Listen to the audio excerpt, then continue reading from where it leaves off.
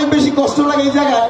বিএনপির ভাইদের প্রতি অনুরোধ জানাই, আমাদের হসপিটালে মহাসচিব সহ অনেক নেতৃবৃন্দ গিয়েছে। আমরা দেখতে পেয়েছি জাতীয় পার্টির আগের মহাসচিব রাঙ্গা বলেছিলেন খালেদা জিয়ার বাথরুমে সিসি ক্যামেরা লাগাইতে।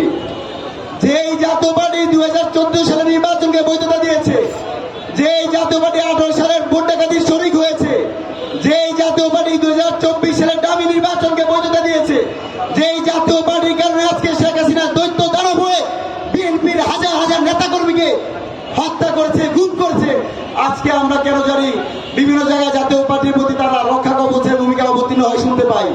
আমাদের প্রতি খুব কষ্ট লাগে। বিএনপির প্রতি আহ্বান, ফ্যাসিবাদ বিরোধী লড়াই সংগ্রামের প্রতি আহ্বান।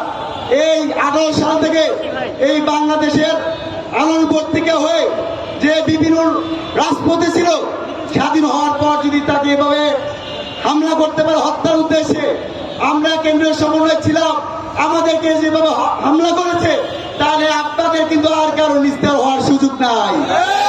কারণ জাতীয় পার্টি এবং আওয়ামী লীগের বিরুদ্ধে সবাইকে একসাথে যুদ্ধ ঘোষণা করতে হবে। সেই যুদ্ধে সবাইকে অংশগ্রহণ করার আহ্বান জানায়। একসাথে আমাদের ছাত্র অধিকার পরিষদে অনেক নেতাকর্মী আহত আছে, অনেকে দেখতে পাচ্ছে না, তাদের সুস্থতার জন্য দোয়া চাই।